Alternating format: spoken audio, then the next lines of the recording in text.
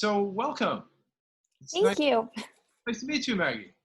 You as well. Thank you for having me here.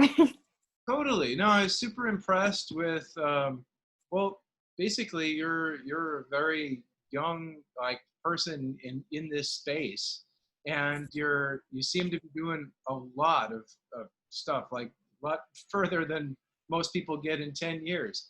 I saw that you're from Colorado. Uh, Yes. you've you've done some work online with Harvard, their program, their course on the internet as well. Yes, I did their course in entrepreneurship in emerging economies, and I thought that would be really relevant with what I'm hoping to do in my career. Yeah, that sounds pretty awesome, actually. I didn't know about that course. I might want to take it myself. Yeah, I learned a lot. I definitely recommend. Excellent. What's the intensity of that course anyway? That program. I only did about a few hours a week for just the summer, and I was able to complete Okay. it. Well, I want to introduce you. You are the young entrepreneur who has founded Thinking Huts, which is about 5 years ago. It looks like you started working on that. Yeah, I had this idea to build 3D printed schools. It all started in my dad's office. He was super into technology and startups, so it was a normal conversation to have at that age. And the technology just hadn't developed yet, so we worked on think boxes instead and sent those care packages to Guatemala and Dominican Republic. And then just recently, the technology has really rapidly developed these past 2 years. So Yeah. I have been working on selecting a location for the first 3D printed school, and we settled on Madagascar, which we'll be fundraising for throughout the year. Oh my God, that's so cool. Now, how did you settle on Madagascar? Can you tell us about the need that you're addressing as well?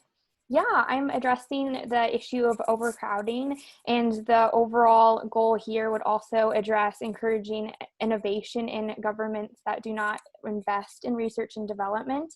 And I believe Madagascar is the fifth poorest country in the world. So their governments really do not have those funds to encourage innovation. And I believe that's really what holds them back from closing that opportunity gap. Okay, and have you been to Madagascar? Did you scout it yourself? I have not been there. I wanted to go this year, but all the pandemic stuff happened. So I'm not sure when I will get to go. Perhaps when we finally build it there. But yeah, we had just finalized our local nonprofit partner in the beginning part of this year. So we've been working on finding the location for this school. How did you identify your partner to work with? Yeah, so I was an exchange student at the University of Sussex this past year. And so Seed Madagascar, their headquarter office is in London. So that's how I came across them. And so, yeah, we have just been communicating over Skype calls. Okay, well, that's as good a way to find people today as any, So you had a chance to meet them when you were out in Sussex? Yes, that was the cool thing. Like, I would not have crossed paths if I was here in the US with them, which is really cool. So how did you get into 3D printing? Yeah, so my dad, he was the co-founder of MapQuest. So he was super into all those startups and everything. So he would always tell me about new inventions and all of that. So one day when I had the idea, we were talking about 3D printing, and he was telling me how they were trying to apply it to architectural scale projects. And that's sort of how I came to be interested in that, and how we could use technology to help people. So now the 3D printed design that you came up, have you created prototypes then? No, the pilot project will be our validation project for it, since it is so large. We have a scale model over here. I can show you. Sure. I saw the graphics of it, but okay, you've got a Yeah. scale model of now how many students can study in there?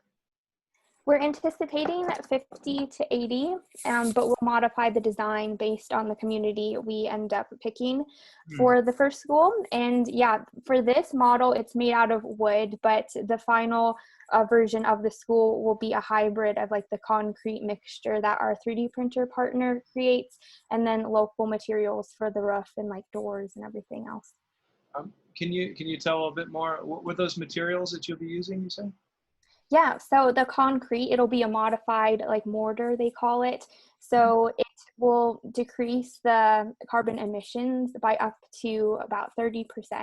So that's another thing I'm targeting here with this pilot project, to decrease the construction waste. And so, yeah, with that, they create this new mixture, and then it'll get mixed and extruded through the printer in a layer by layer process to build the walls. That's cool. Now, how long does it take to build a structure like that with a 3D printer? It is a macro 3D printer, right? Yes, an architectural scale one, so it is quite large, and they have told us that they think they can build it in 2 to 3 days, so it'll significantly decrease the amount of time to build it. Wow. Are there any engineering firms that are kind of partnering with you on this? No, so the 3D printer, most companies, it's unique to them, so they build it from scratch, so all of their knowledge comes from their team. Okay. And that, do you know what that team is right now? Yes, we're going to unveil our 3D printer partner in our virtual gala in August. But Oh, yes, they are based in Finland, and so they also share our values of increasing the sustainability in construction. But yeah, we're excited. that is super cool. That's super cool. Wow. And so your role in this has been to kind of put all these partners together. How many people do you have that you work with regularly within Thinking Huts as an entity? Well, right now I have about 15 volunteers. I just hired interns, which is really cool. Wow. Yeah, For it's you. really awesome. They're super enthusiastic about it. But then for like more full-time roles, I have 4 people on my board of directors that I go to for regular advice. Okay. Is your dad on the board? He is, of course. I Yeah. had to have him. He sounds like a real asset. Yeah. That's great. So yeah, you seem very passionate about this. If the Madagascar project goes, and that's the pilot, and if it goes exactly as you want it to, what's your imagination for how far this can go? I'm hoping to scale it and adapt it globally. I have talked with other organizations, and they're interested to adapt this concept to their country as well. So I would love to scale it to other countries, maybe Uganda, Tanzania, and Sierra Leone. Those are the main other people I have discussed things with. But in terms of the first year, I could probably see it staying in Madagascar, just because we would want to like build there with as many communities as possible before trying to Yeah, expand. it takes enough effort to get into one country. While you're there, you want to address the need as much as you can while you're there. Yeah. Yeah. Okay. Well, that sounds awesome. I mean, any other thing you want to share with people? I think you covered all of my main questions. Yeah, if they want to learn more, they can visit our website at thinkinghuts.org. But other than that, my inbox is always open if people have questions. That's cool. Well, I wish you a lot of success in this. It sounds like an amazing project. I worked with 3D printing a bit myself. That was my master's thesis back in Micronesia. And I didn't think about building schools for them, but they have a different set of issues they need to take, So thank you so much for coming and sharing the story with people. I think they're really going to be interested, and I hope they visit your website at thinkinghuts.org. Thanks for coming on and chatting with us. Yeah, thank you for having me. I'd love to keep in touch, and I hope you have a good rest of your week. You too. Thanks. Thank you. Bye.